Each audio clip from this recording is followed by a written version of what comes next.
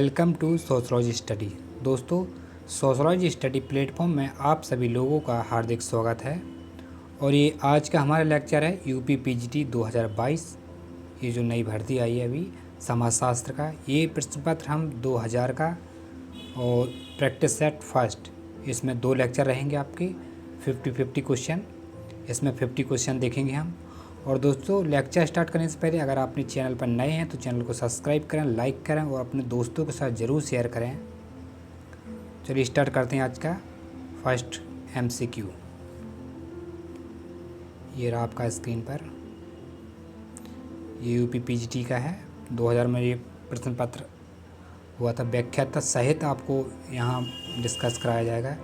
First question है, क्या कहता है कि निम्नलिखित में से जो संस्कृतिकरण की प्रक्रिया से संबंधित नहीं है उस पर निशान लगाएं।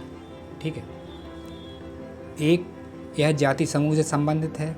दूसरा है, यह सामाजिक गतिशीलता की ओर संकेत करता है। और तीसरा, इसके एक से अधिक आयाम हैं। और चौथा है, यह ऋतुजनन संबंधी परिवर्तन है। कौन सा आपके अनुसार प्रश्न? इसका आंसर होगा आंसर चौथा, यह ऋतुजन संबंधी परिवर्तन है। इसका देख लीजिए, ये व्याख्या दिया है। संस्कृतिकरण व्यक्ति या परिवार का नहीं वरन जाति समूह से संबंधित होता है। ठीक है। और यह सामाजिक और सांस्कृतिक परिवर्तन का घोतक है तथा ये अनेक अवधारणाओं का गुच्छा होता है, कल्चर जिसे हम बोलते हैं। और नेक्स्ट क्वेश्चन आपका ये रहा, क्वेश्चन नंबर दूसरा, गलत कथन को बताइए। ठीक है। पहला है, भारत एक धर्मनिरपेक्ष राज्य है।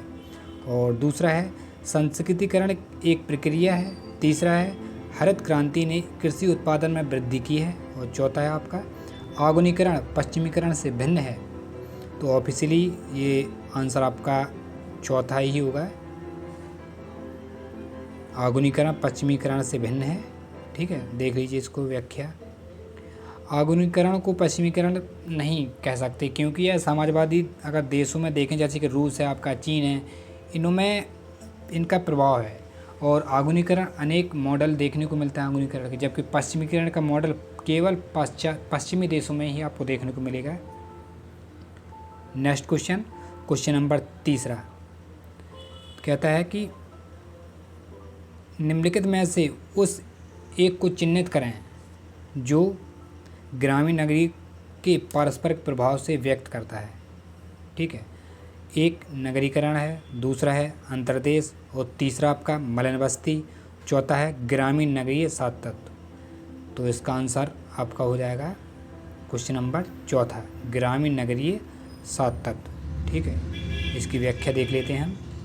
ये रही, सात तत्व जीवन में हमें ऐसे क्षेत्र भी देखने को मिलते हैं जहां ग्रामीण अवस्था में के साथ साथ नगरीय अवस्था भी पाई जाती है। यानी कि कहीं कहीं हमें ऐसे क्षेत्र देखने को मिलेंगे, आपको देखने को मिलते होंगे, जहां पर ग्रामीण क्षेत्र भी रहता है और आपके अनुसार और आपका ये नगरीय अवस्था भी दोनों का मंड पाई जाती है।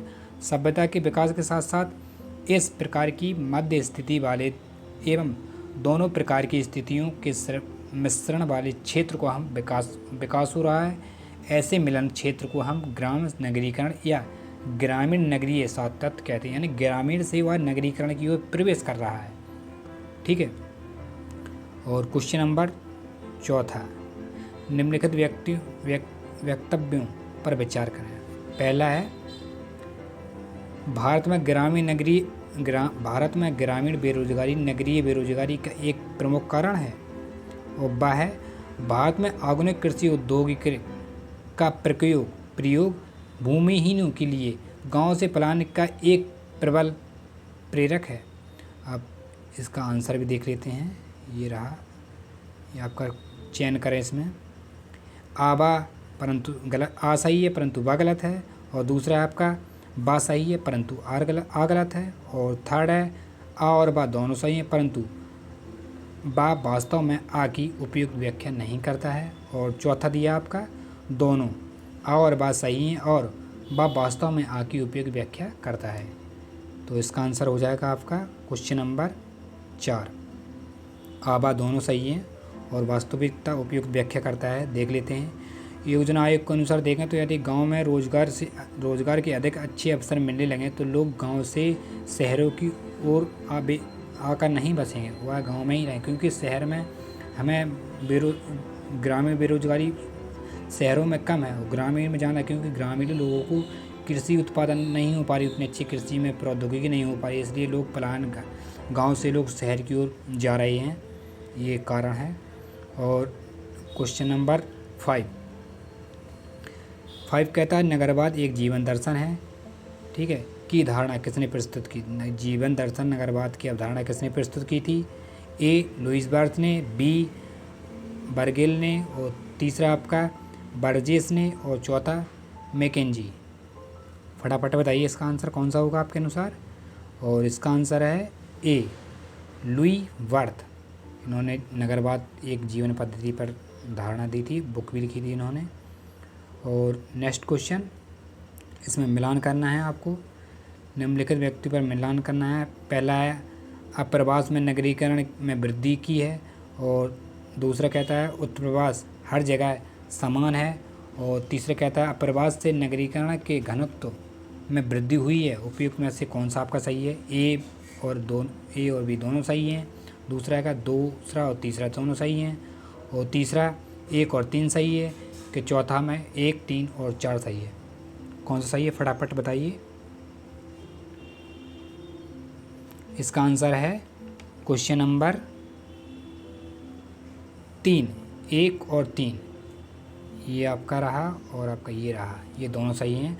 अप्रवास ने नगरीकरण में वृद्धि की है और अप्रवासन से नगर के घनत्व में वृद्धि हुई है, ठीक है।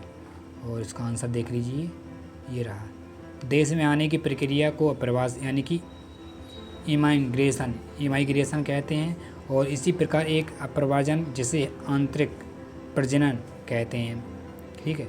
मैं एक ही देश के एक स्थान से दूसरे स्थान जैसे गांव से शहर की ओर निष्कासन अथवा शहर के मध्यवर्गीय क्षेत्रों से उपनगरों की ओर गमन की प्रक्रिया सम्मिलित है, ठीक है।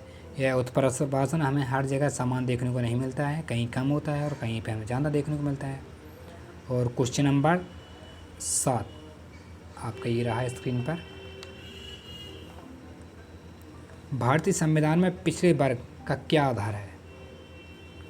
पहला है निर्धनता है, कि दूसरा है परंपरागत है, और तीसरा है भूमिजोत क्षेत्र है, कि चौथा है सामाजिक तथा शैक्षणिक पिछड़ापन। कौन सा है भारतीय संविधान में पिछड़े वर्ग का आधार? फटाफट बताइए। क्वेश्चन नंबर 7 का आंसर कौन सा है आपके अनुसार? तो इसका आंसर है क्वेश्चन नंबर 4, सामाजिक तथा शैक्षणिक पिछड़ापन, ये आधार है भारतीय संविधान में। और नेक्स्ट क्वेश्चन नंबर 8 स्क्रीन पर ये रहा आपकी। जब सामाजिक परिस्थिति का निर्धारण जन्म और आनुवंशिकता के आधार पर होता है, तो इस प्रक्रिया को इस प्रकार से जाना जाता है। किस प्रकार से जाना जाता है? बंद स्तरीकरण जाना जाता है, कि वर्ग स्तरीकरण। आपका थर्ड है खुला स्तरीकरण, और चौथा है बंद स्तरीकरण। ये वर्ग स्तरीकरण है फर्स्ट वाला। कौन सा आपके अनुसार? फटाफट बताएं। इसका आंसर है प्रश्न नंबर 4, क्वेश्चन नंबर 8 का चौथा है बंद स्तरीकरण, ठीक है। आइए देख लेते हैं। बंद स्तरीकरण का सर्वोत्तम उदाहरण जाति व्यवस्था है, जो जन्म एवं आनुवंशिकता पर आधारित है। यानी कि जो भी व्यक्ति कोई वाला कहीं भी जन्म लेता है, जिस जाति में वह जन्म लेता है वह उसी जाति का माना जाएगा। वर्ग की बात करें तो वर्ग तो हमारा बदल जाता है, क्योंकि वर्ग एक स्टेटस टाइप का होता है। ऐसे वर्ग में मान लीजिए कोई व्यक्ति क्लर्क है, ठीक है, बैंक में क्लर्क है, अगर उसने पीओ का फॉर्म भरा है, अगर पीओ का उसका एग्ज़ाम निकल जाता है तो वह व्यक्ति पीओ बन जाता है। और अगर यूपीएससी का देता है वो व्यक्ति, तो यूपीएससी का एग्ज़ाम निकल जाता है तो वह उसका पद उसी यूपीएससी के तौर पर ये वर्ग खुला रहता है। और जबकि जाति आपका बंद है, जिस जाति में आप पैदा हुए हैं उसी जाति के आप जीवन भर रहेंगे, ठीक है। और क्वेश्चन नंबर 9 आपका स्क्रीन पर। 9 कहता है जाति का आधार क्या है? धर्म है, कि जन्म है, कि प्रतिष्ठा है, कि अनुष्ठान है? कौन सा जाति के अनुसार आपका? तो जाति आपका कौन सा जाति का आधार क्या है आपके अनुसार? इसका आंसर है जन्म, ठीक है। जन्म पर आधारित होती जाति। और नेक्स्ट क्वेश्चन पर चलते हैं। क्वेश्चन नंबर 10, यह कथन किसका है? जब एक वर्ग कुछ दृढ़ता के साथ आनुवंशिक होता है तो उसे हम जाति कह सकते हैं। यह किसने कहा था कि जब एक वर्ग यानी कुछ दृढ़ता के साथ आनुवंशिक होता है तो हम उसे जाति कह सकते हैं? फटाफट बताइए इसका आंसर क्वेश्चन नंबर 10 का। पहला है एन के दत्त और दूसरा है जी एस गुरिये, तीसरा है आपका एस सी कूले और चौथा है हर्बर्ट रिजले। ये बहुत अच्छा आंसर क्वेश्चन है। ये पीजीटी में कई बार पूछा जा चुका है, टीजीटी पीजीटी और यहाँ तक कि नेट में भी कई बार आया है ये क्वेश्चन। तो उसका फटाफट आंसर बताएं आप सभी लोग। आप सभी को पता है इसका आंसर है आपका आंसर नंबर 3 सी एच कूले। इन्होंने कहा था जाति एक बंधक कुछ दृढ़ता के साथ आनुवंशिक होता है तो उसे हम जाति कह सकते हैं। ठीक है, कूले के शब्दों में जब एक वर्ग पूर्णतः आनुवंशिकता पर आधारित होता है तो उसे हम जाति कहते हैं। ठीक है, और नेक्स्ट क्वेश्चन पर चलते हैं। क्वेश्चन नंबर 11 कहता है कि उस वर्ग को चिन्हित करें। उस वर्ष को चिन्हित करें, वर्ष लिखा है ये, वर्ग नहीं है। वर्ष को चिन्हित करें समेकित ग्रामीण विकास कार्यक्रम को अमल में लाया गया था। कौन से वर्ष में ग्रामीण विकास को कार्यक्रम के अमल में लाया गया था? 1980 में लाया था कि 1981 में लाया था कि 1982 में कि 1985 में? कौन से साल में आया था? इसका आंसर है 1980। 2 अक्टूबर 1980 से देश के सभी 5200 समुदाय विकास खंडों में समवर्ती ग्रामीण विकास कार्यक्रम प्रारंभ किया गया था। नेक्स्ट क्वेश्चन नंबर 12, समेकित ग्रामीण विकास कार्यक्रम का प्राथमिक उद्देश्य क्या है? श्रम की समस्याओं के समाधान के लिए, दूसरा है ग्रामीण बेरोजगारी को समाप्त करने के लिए और तीसरा आपका कृषि उत्पादन में वृद्धि के लिए कि चौथा है निर्धनता उन्मूलन के रूप में? कौन सा है? कुछ प्रश्न नंबर 12 का फटाफट आंसर बताएं। इसका आंसर है 3rd, कृषि उत्पादन में वृद्धि के लिए। समवर्ती ग्रामीण विकास कार्यक्रम का मुख्य लक्ष्य भूमि, जल और धूप के अच्छे उपयोग पर आधारित कृषि और संबद्ध क्षेत्रों में उत्पादन तथा उत्पादकता बढ़ाना है।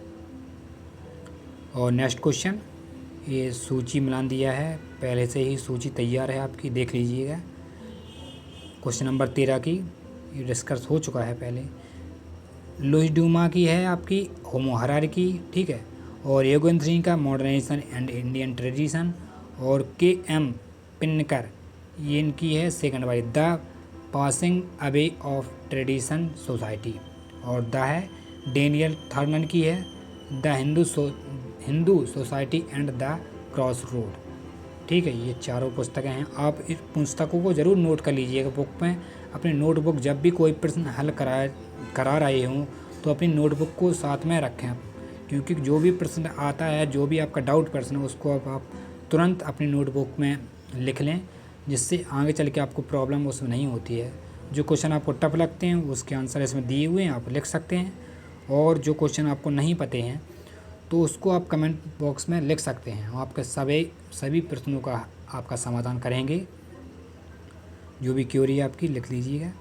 और क्वेश्चन नंबर 14 ये भी सूची है, इसको भी मिलान हो चुका है, इसको देख लेंगे हम। स्थानीयकरण का दिया है आपका बृहद लघु परंपरा, और सार्वभौमिकरण की है बृहद परंपरा, संस्कृतिकरण की आपको उच्च जाति की संस्कृति का अभिस्वीकरण, और आधुनिकरण आपकी ये आधुनिक युग है। तो इसका आंसर हो जाएगा 3rd। मैकमैरियट ने भारत में किशनगढ़ी नामक गांव का अध्ययन किया था, और अध्ययन के पड़ता बृहद एवं लघु परंपराओं के बीच होने वाले परस्पर क्रियाओं के आधार पर सार्वभौमिकरण एवं संकुचितकरण नामक 2 जुड़वा अवधारणाओं का विकास किया था मैकमैरियट ने। और क्वेश्चन नंबर 15 पर चलते हैं। एक कथन दिया है, क्या कहता है कि हरित क्रांति से भारत में कृषि उत्पादन में वृद्धि हुई है। ठीक है, और बात देखते हैं, भारत में कृषि प्रौद्योगिकी में बड़ी तेज़ी से विकास हुआ है। इसका आधार में उत्तर हमें देना है उपयुक्त कथनों से। पहला असही है परंतु गलत है, और दूसरा है आ गलत है परंतु बा सही है। और तीसरा आ बा दोनों सही हैं, वास्तव में आ बा की उपयुक्त व्याख्या करता है। और चौथा कहता है दोनों आ बा सही हैं और बा वास्तव में आ की उपयुक्त व्याख्या करता है। कौन सा आंसर है आपका क्वेश्चन नंबर 15 का, फटाफट बताएं। इसका आंसर है क्वेश्चन नंबर तीसरा, दोनों आ और बा सही हैं, आ वास्तव में आ की उपयुक्त व्याख्या करता है। ठीक है, देख लीजिए क्वेश्चन नंबर 30। भारत में हरित क्रांति में उद्योगों का उत्थान तेज़ी से बढ़ा दिया है। ठीक है, देश में कृषि यंत्रों यानी कि ट्रैक्टर है, औद्योगिक पंप सेटों आदि की संख्या में काफ़ी भी वृद्धि हुई है हरित क्रांति से। और नेक्स्ट क्वेश्चन नंबर 16 कहता है कि पंचायती राज अधिनियम के अनुसार उत्तर प्रदेश में प्रथम गांव पंचायत चुनाव कब हुआ था? गांव में प्रथम चुनाव कब हुआ था उत्तर प्रदेश में? क्वेश्चन नंबर 16 1982 में हुआ था, क्या आपका 1993 में, कि 1994 में, कि 1995 में? कौन से डेट में हुआ था, फटाफट बताएं। इसका आंसर है 1995। ठीक है, 1995 में हुआ था प्रथम ग्राम पंचायत चुनाव। और क्वेश्चन नंबर 17 कहता है कि क्षेत्रीय विस्तार के आरोही क्रम को कौन सा है? क्षेत्रीय आधार पर आरोही क्रम कौन सा है? पहला कहता है कि जिला परिषद है, कि ग्राम पंचायत है, कि खंड विकास समिति है। ठीक है, और दूसरा है आपका खंड विकास समिति है, ग्राम पंचायत है, कि जिला परिषद है। और थर्ड है ग्राम पंचायत, खंड विकास, जिला परिषद। और चौथा है ग्राम परिषद, खंड विकास समिति एवं पंचायत। ये सभी लोगों को पता है। इसका आंसर क्वेश्चन नंबर 30 है। पहले अपना ग्रामीण पंचायत आता है, फिर खंड विकास समिति आती है। ठीक है, उसके बाद आता है जिला। सभी लोग जानते हैं इसका आंसर। तो आई होप आगे बढ़ते हैं। क्वेश्चन नंबर 18 पर आते हैं। 18 क्या कहता है कि भारत में मताधिकार की न्यूनतम आयु क्या है? भारत में मताधिकार की न्यूनतम आयु कितने वर्ष है? फटाफट बताएं। 18 वर्ष है, कि 19 वर्ष है, कि 20 वर्ष है, कि 21 वर्ष है? इसका आंसर है क्वेश्चन नंबर 18 का ए, 18 वर्ष। ठीक है, संविधान में अनुच्छेद 326 में यह प्रावधान किया गया है कि लोकसभा तथा राज्य विधानसभाओं के सदस्यों का चुनाव वयस्क मताधिकार के आधार पर होगा, अर्थात 18 वर्ष का। यानी कि 1989 से पहले यह आयु 21 वर्ष निर्धारित थी। भारत का पहला मताधिकार प्रयोग करेगा। और क्वेश्चन नंबर 19 पर आते हैं। 19 कहता है कि ग्राम पंचायत की सदस्यता के लिए न्यूनतम आयु क्या है? 18 वर्ष है, कि 19 वर्ष है, 20 वर्ष है, कि 21 वर्ष है? कौन सी डेट है ग्राम पंचायत की सदस्यता के लिए न्यूनतम आयु? फटाफट बताएं। इसका आंसर है 21 वर्ष। राज्य विधानसभा की सदस्यता के लिए 25 वर्ष की आयु प्राप्त होना आवश्यक है, लेकिन ग्राम पंचायत की सदस्यता के लिए हमें 21 वर्ष की ही ज़रूरत है बस। और आगे चलते हैं। क्वेश्चन नंबर 20 क्या कहता है कि पंचायती राज संस्थाओं का न्यूनतम कार्यकाल क्या होगा? 3 वर्ष है, कि 5 वर्ष है, कि 5 वर्ष है, कि 4 वर्ष है, और कि 6 वर्ष है? कौन सा है कार्यकाल? फटाफट बताएं। और क्वेश्चन नंबर 20 का आंसर है आपके अनुसार क्या है? फटाफट बताएं, फटाफट। क्वेश्चन नंबर है 5 वर्ष। ठीक है, पंचायती राज संस्थाओं का न्यूनतम कार्यकाल 5 वर्ष का होता है। इसके बाद फिर से ग्राम पंचायत गाँव में चुनाव होते हैं। आपने भी देखे होंगे 5 साल का प्रधान बनाया जाता है। हमारे यहाँ भी 5 साल के लिए प्रधान बनाया जाता है। उसके बाद फिर से हमें चुनाव होते हैं, फिर से नया प्रधान बनता है कोई, या वही बन जाए दोबारा, तो उसको कह नहीं सकते हम लोग कौन सा बन रहा है। वो तो डिपेंड करता है व्यक्ति के ऊपर, व्यक्ति का बिहेवियर कैसा है और व्यक्ति का समाज में उठन बैठन कैसा है, वो मायने भी रखता है, नेचर कैसा है उसका। इस पर हम डिस्कस नहीं करेंगे। क्वेश्चन नंबर आते हैं 21 पर। 21 में 21 क्वेश्चन कहता है कि दंड का कौन सा सिद्धांत जैसे को तैसा के नियम अनुपालन करता है? पहला है प्रतीकात्मक, और दूसरा है प्रतिरोधात्मक, और तीसरा है सुधारात्मक, और चौथा है प्रतिशोधात्मक। कौन सा है? इसका आंसर है 4, प्रतिशोधात्मक। प्रतिशोधात्मक सिद्धांत को जैसे को तैसे के नियम पर आधारित होता है। ठीक है, यह दंड सुखवादी दर्शन पर आधारित होता है। और क्वेश्चन नंबर 22 पर आते हैं फटाफट, क्योंकि टाइम बहुत कम है और तैयारी काफ़ी ज़्यादा करनी है। 22 कहता है कि उस स्थिति को चिन्हित कीजिए जिसके अंतर्गत परिवीक्षा का नियम लागू होता है। कौन सी परिवीक्षा किसके अंतर्गत लागू होता है, इसको हमें देखना है।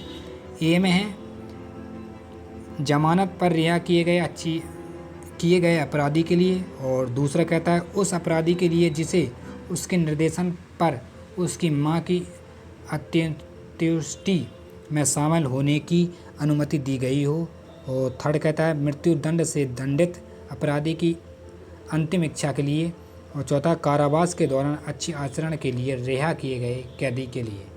परिवीक्षा किसे कहते हैं, तो परिवीक्षा आपका आंसर हो जाएगा फोर्थ। कार्रवाई के दौरान अच्छी आचरण के लिए, यानी व्यक्ति को रिहा इसलिए किया जाता है जेल से कि वह अच्छा आचरण करे, समाज में उठन बैठन उसका अच्छा हो, तो उसे इसी के लिए ये परिवीक्षा नियम लागू किया गया था। इसका आंसर है फोर्थ। परिवीक्षा अपराधी को सजा के बदले सतर्क मुक्त कर दिया जाता है, उससे अपेक्षा की जाती है कि वह परिवीक्षा की अवधि में अपना आचरण उत्तम रखेगा, यानी कि 2 महीने के लिए या 3 महीने के लिए जितना परिवीक्षा दिया जाएगा उसमें वह व्यक्ति अपना नेचर अच्छा रखे। और नेक्स्ट क्वेश्चन पर आते हैं। ये भी सूची आपकी तैयार है, ये देख लीजिएगा। क्वेश्चन नंबर 3 है इसका आंसर सही। सोएद वसन अपराध की बात करें तो ये आपका सदरलैंड का है, और जैविकी अभिगम ये यूरोपीय अपराध शास्त्री थे, उनका है। और शरीर विज्ञानी अभिगम है, ये लोम्ब्रोसिन अभिगम है। और दा का है समाजशास्त्री अधिगम, ये अमेरिकी समाजशास्त्रीय संप्रदाय के लोग थे। और तीसरा है, ये पढ़ लीजिएगा। क्वेश्चन नंबर 24 पर आते हैं हम सीधे। 24 क्वेश्चन नंबर कहता है कि निम्नलिखित में से कौन सा एक सोएद वसन अपराधी है। तस्करी है, कि आपका भूत क्रीड़ा है, और कि तीसरा है घूसखोरी है, चौथा है चोरी। कौन सा आंसर है आपके अनुसार, फटाफट बताएं। इसका आंसर है क्वेश्चन नंबर 3 घूसखोरी। ठीक है। सोएद वसन अपराध के लिए उदाहरण है, यानी कि गबन, धोखाबाजी और भ्रष्टाचार। व्यापारी में अवैध तरीका, भ्रष्टाचार, रोगियों का उल्लंघन, घात एवं दवाइयों में मिलाकर, और घूस। ठीक है। और क्वेश्चन नंबर 25 पर आते हैं। क्वेश्चन नंबर 25 कहता है कि यह किसने कहा था कि निर्धनता एक व्यक्ति के लिए उस वस्तुओं की अपर्याप्त आपूर्ति है जिनकी उपलब्धि उसके लिए स्वयं तथा उसके आश्रितों के स्वस्थ और शक्ति के अनुरक्षण के लिए अपेक्षित है। पहला गिलेन और गिलेन ने कहा था, किसने कहा था कि जेसी गोडार्ड ने कहा था। और थर्ड है इलियट एवं मैरिट ने कहा था, कि सीबी मोरियल ने कहा था। किसने कहा था? 25 का आंसर बताइए फटाफट। क्वेश्चन नंबर 25 का आंसर है आपका ए, गिलेन एवं गिलेन महोदय ने कहा था कि निर्धनता एक व्यक्ति के लिए उस वस्तुओं की अपर्याप्त आपूर्ति है जिसकी उपलब्धि उसके स्वयं तथा उसके आश्रितों के स्वास्थ्य और शक्ति के अनुरक्षण के लिए अपेक्षित है। ठीक है। और क्वेश्चन नंबर 26 पर आते हैं। 26 कहता है कि निर्धनता मापन के लिए कितने आधार होते हैं। निर्धनता में कितने मापन की कितने की ज़रूरत होती है? 1, 2 और 3 और अनेक। तो इसका आंसर ऑब्वियसली 2 होते हैं। एक 2 तो कौन से होते हैं? गरीबी के लिए 2 होते हैं। एक सापेक्षिक गरीबी होती है और आपका एक होती है निरपेक्ष गरीबी। ठीक है, ये लिखा सापेक्ष और निरपेक्ष गरीबी होती है। और आगे बढ़ते हैं हम क्वेश्चन नंबर 27 पर देखते हैं। क्वेश्चन नंबर 27 कहता है कि एक मगव्यासी यानी कि एक शराबी के नशे की अवस्थाओं को सही क्रम को चिन्हित करें। जो व्यक्ति नशे में होता है उसका सही क्रम बताएं। पहला है औपनैदानिकीय भ्रांति, उत्तेजना, जड़ता और अधिमूर्त। और दूसरा है उपनैदानिक, जड़ता, उत्तेजना, भ्रांति और अधिमूर्त। और थर्ड है उपनैदानिक, उत्तेजना और भ्रांति, जड़ता, अधिमूर्त। और चौथा कहता है उत्तेजना, औपनैदानिक, भ्रांति, जड़ता, अधिमूर्त। कौन सा है आपके अनुसार? फटाफट बताएं। क्वेश्चन नंबर 27 का एक शराबी व्यक्ति की अवस्थाओं को आपको बताना है। आपने कईयों बार देखा होगा अपने परिवार में, आपने समाज में, उठन बैठन में, कौन से व्यक्ति में कौन सी उत्तेजना आती है, पहला में आता है कि दूसरा में आता है, कौन सा आता है? तो इसका आंसर होगा सी, क्वेश्चन नंबर तीसरा आंसर सही है। पहले औपनिदान किए, उत्तेजना, भ्रांति, जड़ता और मूर्छा। ठीक है, कैसे है इसको पढ़ लेते हैं, किसने कहा था। ये आपका थर्ड का श्री बोगेन ने अपनी पुस्तक में, इनकी पुस्तक का द ह्यूमन टैक्सियोलॉजी अल्कोहल में नशे की अवस्थाओं को पहली बार शराब पीने से लेकर पूर्ण स्मृतिबद्ध होने तक बताया। यानी कि जो व्यक्ति शराब पीता हुआ तब तक बेहोश नहीं होता था, उसको इन्होंने पूरी एनालिसिस करके पुस्तक में दिया है, द ह्यूमन टैक्सियोलॉजी ए ऑफ अल्कोहल। ठीक है, एक रोगी दृश्य और उत्तेजना और असमंजसता, जड़ता तथा मूर्छा। ठीक है, इस व्यक्ति मूर्छा मतलब कोमा में चला जाता है। और क्वेश्चन नंबर देखते हैं 28, गलत युग्म को चिन्हित करें। पति पत्नी ये तो सही रहता है आपका, भाई बहन और प्रेमी प्रेमिका ये भी सही है, इनमें से कोई नहीं। भाई बहन ये सरासर गलत दिया हुआ है, चिन्हित करें गलत कथन को, तो ये गलत है आपका, ये भाई बहन नहीं होगा। और क्वेश्चन नंबर 29, ये भी कूट लेखन में ये भी सही दिया हुआ है, क्वेश्चन नंबर 2 है। ठीक है, ये देख लीजिएगा आप, हम बोल के बता दे रहे हैं आपको। पारिवारिक नियोजन की बात करें तो पारिवारिक नियोजन जन्म नियंत्रण है, और ऋतुस्राव ये आपका स्त्रियां हैं, और पोलियो की दवा पिलाई जाती है। ठीक है, और गर्भ निरोधक ये निरोध का है। तो आंसर देखते हैं, इसका आंसर होगा दूसरा, चौथा, तीसरा और दूसरा और पहला है। परिवार नियोजन कार्यक्रम का जन्म को नियंत्रण करने के लिए अपनाया जाता है, और ऋतुस्राव स्त्रियों में होना है, और गर्भ निरोध एक विरोध है। जबकि पोलियो से बचाव के लिए बच्चों को हमें पोलियो या ड्रॉप पिलाया जाता है, और गांव में देखते हैं हम महीने में या हफ्ते में आते हैं जो दो बूंद पोलियो की देते हैं घर घर जाकर। और स्कूलों में बुलाया जाता है बच्चों को पोलियो के लिए, जो रह जाते हैं उनको घर पिलाया जाता है, बच्चे छोटे होते हैं। और क्वेश्चन नंबर 13 पर आते हैं। 13 कहता है कि निम्नलिखित में से कौन सा सर्वाधिक जनसंख्या वाला देश है। भारत है, रूस है, चीन है, क्या संयुक्त राज्य अमेरिका है। तो ऑब्वियसली ये चीन ही है, इसका आंसर 3 होगा। कैसे है, भारत का जनसंख्या चीन के बाद अर्थात दूसरे स्थान पर आती है, और चीन की जनसंख्या की बात करें तो 127.76 करोड़ है, और भारत की 102.70 करोड़ जनसंख्या। अमेरिका की बात करें तो अमेरिका की जनसंख्या 28.14 करोड़ है, ये बहुत कम है अमेरिका की। और क्वेश्चन नंबर 31, 31 क्वेश्चन क्या कहता है, इसको देखते हैं, पढ़ते हैं। GS घुरिये के अनुसार निम्नलिखित में से कौन सा जाति की एक विशेषता नहीं है। घुरिये साहब ने कौन सी एक जाति की विशेषता नहीं बताई थी। शस्त्रण के विवाह का प्रतिबद्ध, और तीसरा है व्यवसाय के प्रतिबद्ध चुनाव का अभाव, और चौथा कहता है कि भोजन तथा सामाजिक सहवास पर प्रतिबद्ध। कौन सा है आंसर, क्वेश्चन नंबर 31, फटाफट बताएं। घुरिये के अनुसार निम्नलिखित में कौन सा जाति की विशेषता नहीं है। इसका आंसर होगा आपका तीसरा, व्यवसाय के प्रतिबद्ध चुनाव का अभाव। ठीक है, पढ़ लेते हैं। और घुरिये साहब ने 6 जाति की विशेषताएं बताई थी।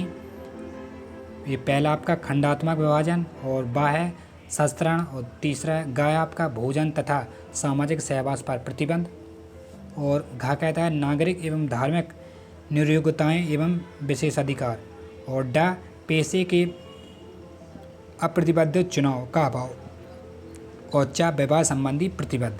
ठीक है, और क्वेश्चन नंबर 32 पर आते हैं। 32 कहता है कि निम्नलिखित में से कौन सा अनुलंबित गतिशीलता को आधार नहीं है। कौन सा अनुलंबित गतिशीलता का आधार नहीं है। जाति नहीं है, कि गुण नहीं है, कि योग्यता नहीं है, कि आपकी उपलब्धि नहीं है। कौन सा नहीं है, फटाफट बताएं।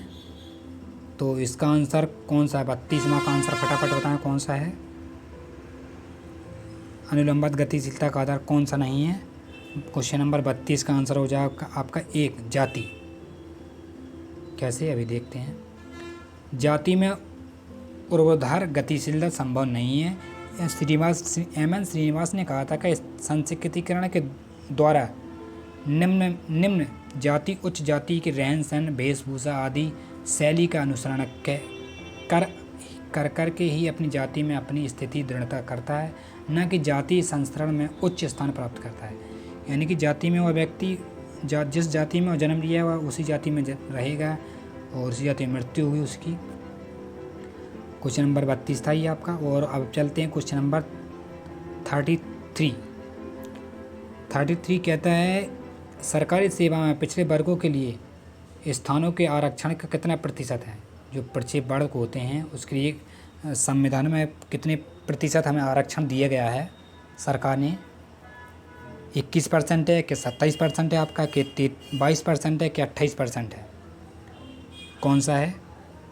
क्वेश्चन नंबर 33 का आंसर बताएं फटाफट। समय बहुत कम है और क्वेश्चन बहुत ज़्यादा है, तो समय को ध्यान में रखते हुए फटाफट बताएं। इसका आंसर हो जाएगा आपका दूसरा 27%। व्याख्या भी पढ़ लेते हैं। 5 नवंबर 1992 में सर्वोच्च न्यायालय ने सरकार के इस निर्णय को कि पिछड़े वर्गों को 27% आरक्षण दिया जाए यह स्वीकार कर दिया था 1992 में। ठीक है। और क्वेश्चन नंबर 24 पर आते हैं। ये सूची दी है, इसको हमें मिलान करना है। और ये सूची आपका कूट लेखन है। ये आ जाति इधर परिवार आपका, और वर्ग इधर प्रतिबद्ध परिस्थिति है, और सा एकांकी इधर तीसरा वन प्रशस्त है, और चौथा है आश्रय या अर्जित प्रशस्त है। कौन सा होगा आंसर, तो मिलान कर लेते हैं हम आंसर। जाति की बात करें तो जाति आपका हो जाता है प्रदत्त। ठीक है, जिस जाति में जन्म लिया उसी जाति में तो प्रदत्त हो गई। और वर्ग की बात है तो अर्जित होता है, क्योंकि वर्ग हम अपने योग्यता के आधार पर प्राप्त करते हैं। यानी कि आप पीजीटी का फॉर्म डाले हैं, फिर आपने फॉर्म तैयारी कर रहे हैं, और आपका पीजीटी का एग्ज़ाम क्वालिफाई हो जाता है, उसके बाद आपका इंटरव्यू होता है, वो भी क्वालिफाई हो जाता है, तो आप प्रवक्ता चयन परीक्षा में सेलेक्ट हो जाते हैं। और अगर आप डिग्री कॉलेज का फॉर्म डालना चाहते हैं तो वो भी डाल सकते हैं, उसमें सेलेक्ट हो जाते हैं तो आप उससे भी बड़े पद पर हो जाती है। और अगर यूपीएससी का देना चाहते हैं तो उसमें सेलेक्ट हो जाते हैं तो वहाँ भी आप आईएएस या आईपीएस जो भी आप बनते हैं क्वालिफिकेशन के हिसाब से वो भी आप बन जाते थे। यानी कि वर्ग की बात करें तो वर्ग एक खुला स्तर का अर्जित होता है, कभी भी प्राप्त कर सकते हैं। ठीक है। और एकांकी की बात करें तो एकांकी हमारा परिवार से संबंधित रखता है, और आश्रय तो वानप्रस्थ। ठीक है, ये आपका तो क्वेश्चन नंबर हो जाएगा आपका तीसरा। तो आगे चलते हैं, हम देखते हैं। ये लिखा आपका जाति प्रदत्त परिस्थिति होती है, वर्ग अर्जित होता है, और ये परिवार एकांकी होता है, आश्रय वानप्रस्थ। ठीक है। और क्वेश्चन नंबर 35, ये भी सूची दी है, इसको भी मिलान करना है। सूची को मिलान बहुत ज़रूरी रहता है, क्योंकि एक सूची से हमें 4 प्रश्न हल करने पड़ते हैं, और अगर हमें 2 प्रश्न ही पता है तो ट्रिक अगर हम जान जाएं कि ट्रिक से ही हम क्वेश्चन को सॉल्व कर सकते हैं, तो हमें पूरा पढ़ने की ज़रूरत भी नहीं पड़ती। ऐसे आपको मान लीजिए अल्पसंख्यक की बात करें, ये अल्पसंख्यक कहता है क्वेश्चन नंबर 35, अल्पसंख्यक कहता है, और धोबी, मुसलमान और भूमि, और अनुसूचित सेकंड में है जाति, कृषि, ईसाई और इस्लाम। तो जाति की बात करें तो जाति आपका धोबी होता है। ठीक है। और अल्पसंख्यक, ये अल्पसंख्यक की बात करें, और क्वेश्चन नंबर इसका तीसरा हो जाएगा। ठीक है, आ का हो जाएगा आपका तीसरा ईसाई, और धोबी आपका हो ही गया है जाति, और थर्ड है आपका मुसलमान, ये आपका जाति इस्लाम होता है, और भूमि कृषि संबंध होता है। ठीक है। और आगे चलते हैं। भारत में ईसाई अल्पसंख्यक होते हैं, और धोबी एक जाति होती है, भूमि का संबंध कृषि से होता है, तथा इस्लाम धर्म से को मानने वाले होते हैं। और क्वेश्चन नंबर 36 पर आते हैं हम सीधा। 36 कहता है कि निम्नलिखित में से जो सामाजिक विघटन के लक्षण को व्यक्त नहीं करता उसे चिन्हित कीजिए। कौन सा सामाजिक विघटन को चिन्हित नहीं करता है, हमें देखना है।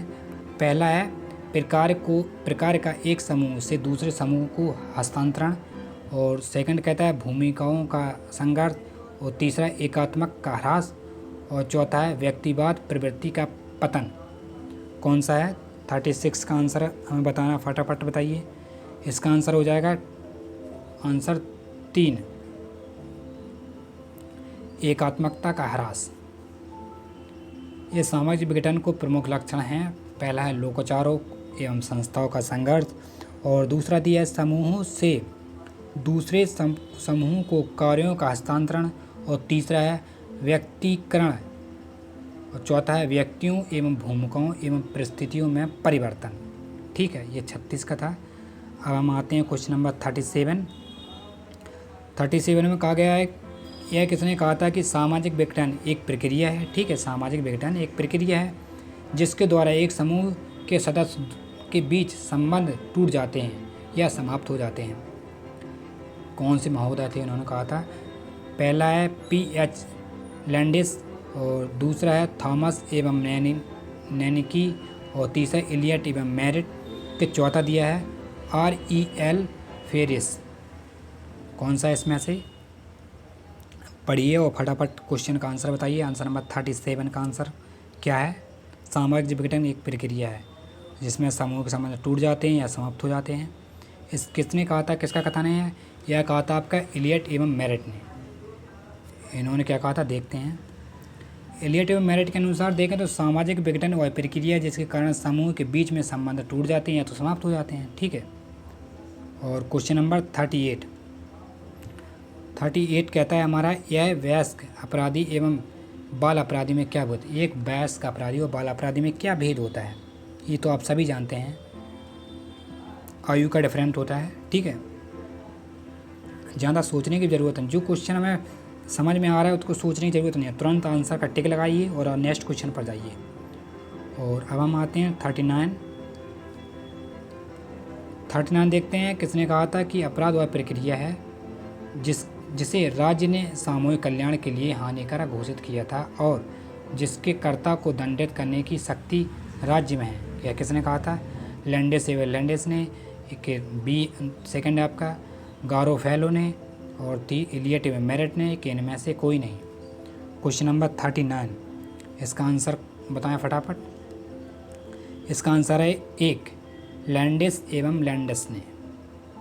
देखते हैं इन्होंने कहा था कि अपराध वह प्रकार है जिसे राज्य ने सामूहिक कल्याण के लिए हानिकारक घोषित किया था। ठीक है। और अब हम आते हैं क्वेश्चन नंबर 14 कहता है कि भारत में प्राचीन विहीन कारागार किससे स्थापित किया था? प्राचीन विहीन जो कारागार था हमारा, यानी कि जेल मान लीजिए सीधी भाषा में, तो किसने दिया था? जवाहरलाल नेहरू ने किया था।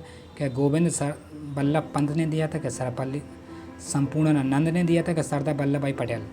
कौन से विद्वान थे? इसका आंसर है तीसरा संपूर्णानंद। कौन सी डेट में दिया था देखते हैं पढ़ के। डॉक्टर संपूर्णानंद ने संप्रदायों एवं परिणाम स्वरूप सन 1952 और 53 में चंद्रप्रभा नदी पर अपराधियों का एक शिविर गया था जिससे उसमें भोजन, वस्त्र, शिक्षा और मनोरंजन की व्यवस्था की गई थी। इसे प्राचीन विहीन जेल नाम दिया गया था। इन्होंने शिविर लगाया था कौन सी नदी किनारे? अगर क्वेश्चन में आए तो आपका चंद्रप्रभा नदी थी। कौन से डेट में? तो 1992 और 93 में। अब हम आते हैं क्वेश्चन नंबर 41 कहता है कि समाज में शासन वर्ग की अवधारणा किसने विकसित की थी? एक पेरेटो ने, कि जी मास्को ने, और जी रॉबर्ट मिल्स ने, कि चौथा टी.बी. बॉटोमर ने। कौन से विद्वान थे जिन्होंने सामाजिक वर्ग की अवधारणा विकसित की थी? 41 का फटाफट आंसर बताएं। इसका आंसर है जी मोस्का ने ऐतिहासिक साक्ष्य के आधार पर कहा था कि सभी समाजों में लोगों के दो वर्ग होते हैं, एक जो शासक करता है और दूसरा जो शासित होता है। ठीक है, यानी कि राजा और प्रजा। राजा शासन करता है और प्रजा शासन देता है उसको। क्या ज़रूरत है राजा को? और नेक्स्ट क्वेश्चन नंबर 42, ये देख नहीं रहा है, ये 4 है। 42 कहता है कि फर्स्ट प्रिंसिपल पुस्तक की किसने लिखी थी? कौन से रचयिता हैं जैसे जिन्होंने फर्स्ट प्रिंसिपल पुस्तक लिखी थी? आई होप आंसर सभी को पता है, आपको लोगों को फर्स्ट पुस्तक किसकी है। ये आपकी हर्बर्ट स्पेंसर की, तो ज़्यादा सोचने की ज़रूरत नहीं है हमें। आगे बढ़ते हैं। स्पेंसर की पुस्तक कौन कौन सी हैं देख लेते हैं, एक बार नज़र डाल लेते हैं। चाहे तो इसको आप नोट कर सकते हैं। स्पेंसर की पुस्तकें फर्स्ट एंड की सोशल स्टैटिक्स, ये 1891 में प्रकाशित हुई थी। और फर्स्ट प्रिंसिपल ये 1862 में प्रकाशित हुई थी। और थर्ड है द स्टडी ऑफ सोशोलॉजी, ये 1873 में प्रकाशित हुई थी। और फोर्थ है डिस्क्रिप्टिव सोशोलॉजी, ये 1890 में प्रकाशित हुई थी। ये 4 पुस्तकें हैं हर्बर्ट स्पेंसर की, आप नोट कर सकते हैं नोटबुक में। और नेक्स्ट क्वेश्चन पर चलते हैं। क्वेश्चन नंबर 43 कहता है कि द ह्यूमन ग्रुप पुस्तक के लेखक कौन है? द ह्यूमन ग्रुप पुस्तक किसने लिखी थी? एक रॉबर्ट रेडफील्ड ने, और दूसरा है C.H. कूले ने, कि तीसरा समनर ने, कि चौथा G.S. होमन्स ने। ये आंसर सभी को पता है। ये द ह्यूमन बहुत ही अच्छी प्रिय बुक है ये, द ह्यूमन ग्रुप, और सभी ने आई थिंक सभी को पता है इसका आंसर। काफ़ी बार पूछी जा चुकी है, PGT में, नेट में भी कई बार आ जा चुकी है। तो इसका आंसर होगा, फटाफट बताइए, 43 का आंसर क्या है? ह्यूमन ग्रुप पुस्तक किसकी है? ये आपका G.S. Homans, right answer 4th। Question number 45 क्या कहता है कि वे अवलोकन परिणाम जो किसी व्यवस्था में अनुकूलन अथवा समायोजन लाते हैं उन्हें क्या कहते हैं? प्रकार कहते हैं, क्या प्रकार कहते हैं, कि सामाजिक परिवर्तन कहते हैं, कि संचार कहते हैं? क्या कहते हैं? फटाफट आंसर बताएं। 44 का आंसर क्या है? इसका आंसर है 44 का A, प्रकार। कैसे है देखते हैं। मार्टन ने कहा था, मार्टन कहते हैं कि प्रकार वे अवलोकक परिणाम होते हैं जो व्यवस्था और में अनुकूलन अथवा समायोजन लाते हैं। ठीक है, और अब हम आते हैं क्वेश्चन नंबर 45 पर। 45 कहता है मध्य स्तरीय सिद्धांत की अवधारणा किसने प्रतिपादित की थी? मध्य स्तरीकरण अवधारणा किसने प्रतिपादित की थी? P. सोरोकिन ने, कि मार्टन ने, कि M. ट्यूमिन ने, कि टॉलकट पार्सन ने? किसने की थी? 45 का आंसर है आपका मध्य स्तरीकरण सिद्धांत। ये आंसर है आपका R.K. मार्टन। ये रहा R.K. मार्टन, इसको देख लीजिएगा। मध्य स्तरीकरण सिद्धांत की अवधारणा का प्रतिबंध श्रेय मार्टन को जाता है। उन्होंने 2 शब्दों से ये वे सिद्धांत हैं जो कि एक और दिन प्रतिदिन के शोध में प्रचुर मात्रा में प्रकट होने वाले लघु किंतु जरूरी कार्रवाई परिकल्पनाओं एवं दूसरी ओर सामाजिक व्यवहार, सामाजिक दृढ़ता व सामाजिक परिवर्तन में समस्त निरीक्षित समानताओं की व्याख्या करने में समवर्ती सिद्धांत को विकसित करते हैं। ठीक है, और भी है, पढ़ लेना आप। हम चलते हैं क्वेश्चन नंबर 46 पर। 46 कहता है कि संघर्ष और सामाजिक प्रकार के सिद्धांत को निम्नलिखित में से किसने प्रतिपादित किया था? फर्स्ट है मार्क्स ने, कि मार्टन ने, क्या पार्सन्स ने, कि कोजर ने? किसने किया था? कौन से थिंकर थे वो? फटाफट बताएं। 46 का आंसर है कोजर। संघर्ष प्रकारवाद की बात आपका लेविस कोजर कहते हैं। कोजर साहब ने कहा था कि प्रत्येक सामाजिक व्यवस्था की अपनी अपनी आवश्यकताएं यानी कि नीड्स ज़रूरत होती हैं, और इन्हीं ज़रूरतों की पूर्ति के लिए संघर्ष द्वारा ही होती हैं। यानी कोजर व्यवस्था को बनाए रखना चाहते थे, लेकिन व्यवस्था की इन निरंतरता में संघर्ष प्रकारवाद प्रकारात्मक भूमिका अदा करता है, और टर्नल कोजर ने संघर्ष को प्रकारवादी मानते हैं। ठीक है, और क्वेश्चन नंबर 47 कहता है कि प्रघटना विज्ञान की परिभाषा निम्नलिखित में से कौन सा तत्व निहित है? प्रघटना विज्ञान की परिभाषा में कौन सा तत्व निहित है? पहला जीवन जगत है, दूसरा अंतर परमात्मा है, कि तीसरा प्राकृतिक मनोवृत्तियाँ हैं, कि उपयुक्त सभी? कौन सी हैं? 47 का आंसर बताएं। इसका आंसर है उपयुक्त सभी। चारों हैं ये रहा आपका, चारों हैं, ये पढ़ लीजिए।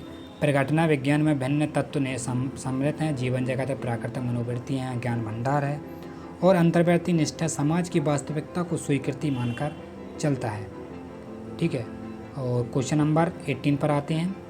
18 कहता है कि निम्नलिखित में से कौन सा असहयोगी सामाजिक प्रक्रिया नहीं है?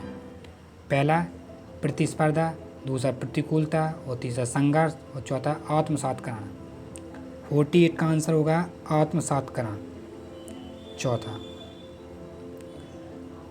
सहयोग सामाजिक प्रक्रिया है, और सहयोग समायोजन आत्मसातीकरण सहयोगी है। सामाजिक प्रक्रिया प्रतिस्पर्धा प्रतिकूलन संघर्ष है। ठीक है, और हम चलते हैं 49 पर सीधा। 49 क्या कहता है कि परिवार तथा नातेदारी का क्षेत्रीय अध्ययन किसने किया था? बहुत मोस्ट इम्पोर्टेंट क्वेश्चन है ये, मेरे अनुसार बहुत मोस्ट इम्पोर्टेंट क्वेश्चन है, कई बार पूछा जा चुका है। परिवार तथा नातेदारी का क्षेत्रीय अध्ययन किसने किया था? ये आपका सीधा आंसर जाता है इरावती कर्वे। और हाँ दोस्तों, आपको कमेंट बॉक्स में ये भी बताना है कि इरावती कर्वे की कौन सी बहुत महत्वपूर्ण पुस्तक कौन सी है। ठीक है, इसको हम देखते हैं, इसकी व्याख्या पढ़ते हैं। भारत इरावती करबे ने भारत में नातेदारी समाजशास्त्री मनोशास्त्री अध्ययन की अगुआ रही हैं। इन्होंने भारत को 4 प्रमुख क्षेत्रों में बांटकर उनकी नातेदारी व्यवस्था का तुलनात्मक अध्ययन किया था। 4 क्षेत्रों में उन्होंने बांटकर नातेदारी का अध्ययन किया था। और इस लेक्चर का आखिरी और लास्ट क्वेश्चन 50 कहता है निम्नलिखित में से कौन सा कथन सही है। ए है समाज में सहयोग और संघर्ष दोनों हैं, और दूसरा है समाज में केवल सहयोग है, और तीसरा समाज में केवल संघर्ष है, और चौथा कहता है समाज में न सहयोग है न संघर्ष है। तो इसका आंसर हो जाएगा ए, समाज में सहयोग भी होता है और संघर्ष भी देखने को मिलता है हमें। और आई होप आपको ये 50 क्वेश्चन बहुत ही पसंद आए होंगे ये। और नेक्स्ट लेक्चर में हम आपको 50 क्वेश्चन इसी के और लेकर आएंगे। ये 2000 का प्रैक्टिस सेट था, इसमें 100 क्वेश्चन हैं। 50 इस लेक्चर में डिस्कस हो चुके हैं, वो 50 हम सेकंड लेक्चर आपके लिए लेकर आएंगे बहुत जल्दी। और अगर मित्रों हमारी लेक्चर अगर पसंद आए तो चैनल को सब्सक्राइब ज़रूर करें और लाइक करें, अपने दोस्तों के साथ ज़रूर शेयर करें। अगर मित्रों ज़िंदगी में कुछ खोना पड़े तो घबराना नहीं, या 2 लाइनें याद रखना है कि जो खोया है आपने उसका गम नहीं करना चाहिए, और जो पाया है वह किसी से कम नहीं है। जो नहीं है वह एक ख्वाब है, पर जो है वह लाजवाब है। तो मिलते हैं नेक्स्ट वीडियो में, जब तक के लिए टाटा बाय बाय।